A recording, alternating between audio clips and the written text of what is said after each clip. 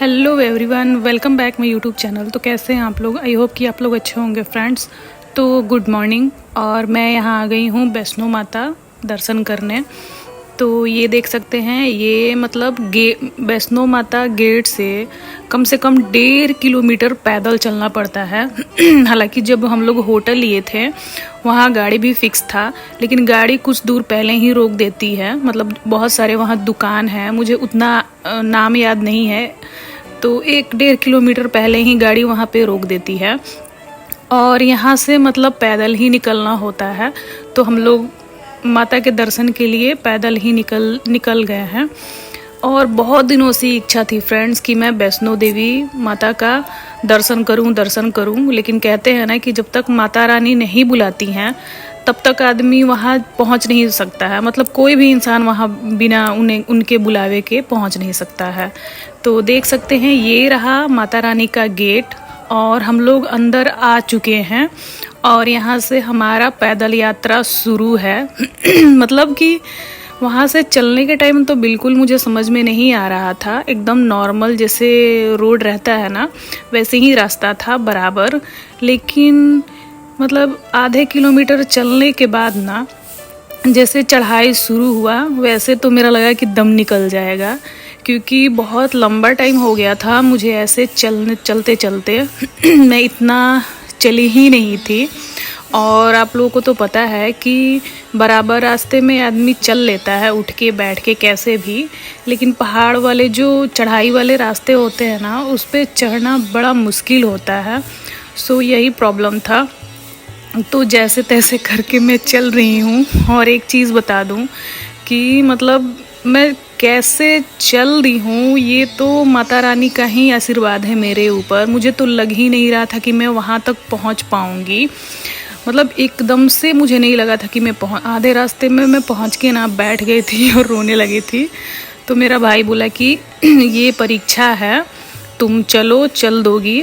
क्योंकि माता रानी जब पहली बार कोई जाता है, और मैं ये एक प्रण लेके गई थी कि चाहे कुछ भी हो जाए मैं पैदल ही जाऊंगी। पैदल मतलब कि खच्चर ये वगैरह ये सब मैं कुछ भी नहीं करूंगी, क्योंकि मैं भी बहुत श्रद्धा लेकर माता रानी के पास गई हूँ। कुछ आस लेके गई थी मन्नत के लिए। तो मन्नत अगर मैं करके गई ही हूँ तो मैं अगर घोड़े खच्चर पर बैठूँ तो क्या फ़ायदा। और ये शाम का टाइम हो गया था और मैं यहाँ पे व्यू कैप्चर कर रही थी। इतने सुंदर सुंदर नज़ारे थे ना फ्रेंड्स कि मैं क्या बताऊँ। मतलब लाइफ में एक बार तो वैष्णो माता जाना ही बनता है, क्योंकि वहाँ पे इतना सुकून है ना, इतना सुकून है कि मैं क्या बताऊँ। और रास्ते में मैं बैठते बैठते गई हूँ। कभी कभी बहुत तेज़ ठंड लग रही थी, कभी बहुत गर्मी जैसा लग रहा था। तो यहाँ पे फाइनली हम लोग पहुँच गए हैं अर्धकुंवारी। और यहाँ से जितना मैं चली हूँ ना, उतना ही फिर और चलना है वैष्णो माता के दर्शन के लिए। तो अर्धकुंवारी तक पहुँचते पहुँचते हम लोगों को ना करीब 12 साढ़े 12 हो गए थे। और हम लोग चढ़ाई शुरू किए थे 5 बजे से।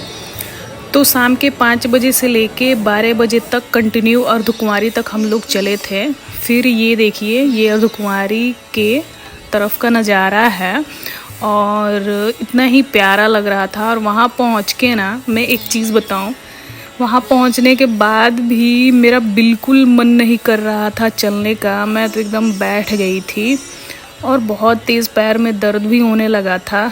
तो फिर मेरा भाई बोला कि चलो। और ये देख सकते हैं, इतने बंदर थे ना वहाँ पे और इतने चिपट के सोए हुए थे। तो मुझे देख के बड़ा मज़ा आ रहा था ये सब चीज़ें। और साथ में मेरे हम लोग जब चल रहे थे तो एक बंगाली फैमिली हम लोग के साथ साथ में मिले। बहुत ही अच्छे थे वो लोग। और वो दीदी थी, उनको भी 10 साल से बच्चा नहीं हो रहा था। तो वो भी माता रानी के दर्शन करने इसी की वजह से आई हुई थी। तो जब वो लोग आधे रास्ते में मिले ना, तो थोड़ा सा रास्ता मेरा आसान हो गया, क्योंकि बात करने के लिए कोई मिल गया था। तो हम लोग बात करते करते ही यहाँ पे चल रहे थे। और ये सीढ़ी देख लीजिए फ्रेंड्स, मतलब कि 500 1000 सीढ़ी में उतरी हूँ और चढ़ी हूँ। वो तो माता रानी ही जाने कि मैं कैसे चल दी हूँ। कहते हैं ना कि कोई भी तीर्थ स्थल पे आप जाइए तो वहाँ मतलब भगवान के आशीर्वाद ही रहते हैं कि आप वहाँ तक पहुँच पाते हैं। सो यही चीज़ है।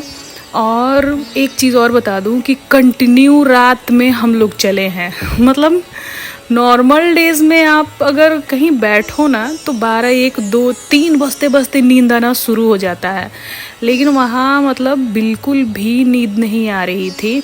और हम लोग बात कर रहे थे, मतलब हम लोग मतलब क्या, मैं बात कर रही थी, वही पीछे जो है वही बंगाली दोनों लोग थे, पति पत्नी, और उन्हीं से मैं बात करते करते जा रही थी। अब भाई मेरा आगे था। तो देख सकते हैं यहाँ तो बहुत ही अजीब रास्ता था फ्रेंड्स, मैं क्या बताऊँ, बहुत ही अजीब रास्ता था। और देखिए, और अब हम लोग पहुँचने ही वाले हैं माता रानी के गुफा में, बस थोड़ी ही दूर है। और ये देखिए, मतलब इतने घोड़े खच्चर चल रहे थे ना कि मैं क्या बताऊँ। और दूर से ही दर्शन कर लीजिए आप लोग भी, और कमेंट में लिख दीजिए जय माता दी। जो लोग नहीं गए होंगे, क्या पता माता रानी उन लोगों को बुला ले। तो यहाँ पे हम लोग थोड़ा सा रुक के ना फ़ोटो वोटो खींच रहे थे। और इतनी ठंड बढ़ गई थी फ्रेंड्स, मैं बता दूँ, मतलब अर्धकुंवारी तक पहुँचते पहुँचते बहुत ज़ोरों की बारिश शुरू हो गई थी। कंटिन्यू बारिश हुई है, मतलब रात के 12 बजे से लेके ना 6 बजे सुबह तक बहुत बारिश हुई है। और चढ़ते टाइम तो नहीं, लेकिन उतरते टाइम मेरे पैर में छाले पड़ गए थे, मैं आप लोगों को बता दूँ। और यहाँ हम लोग आ गए हैं सामान रखने। सामान मतलब जूता चप्पल, फ़ोन कुछ दूर पे रखने के लिए वो लोग बोले थे। जूता चप्पल तो यहाँ रख दिए थे हम लोग, और यहाँ फ़ोन लेके बेल्ट घड़ी वगैरह ये सभी, मतलब जूता चप्पल जहाँ हम लोग रखे थे वहाँ से 10 मिनट का रास्ता है आगे, वहाँ पे जमा हो रहा था। तो देखिए, और इतना ही प्यारा लग रहा था ना कि मैं क्या बताऊँ। तो यहाँ मैं जा रही हूँ दर्शन करने के लिए, और जूते निकालने के बाद जो पैर में चुभे हैं ना मेरे, मैं क्या बताऊँ। और फाइनली दर्शन हो गए हैं माता रानी के, क्योंकि वहाँ पे तो फ़ोन अलाउ नहीं रहता है। और यहाँ पे सुबह भी हो गया था चलते चलते। तो हम लोग सोचे कि सीढ़ी से ही उतरना शुरू करते हैं, क्योंकि सीढ़ी ना थोड़ा सा डिस्टेंस कम कर दे रहा था। थोड़ी प्रॉब्लम तो हो रही थी उतरने में, बट ठीक है, थोड़ा व्यू देखते देखते धीरे धीरे मैं उतर रही थी। और मेरा भाई को तो बिल्कुल भी नहीं लग रहा था कि उसको कुछ हो भी रहा था।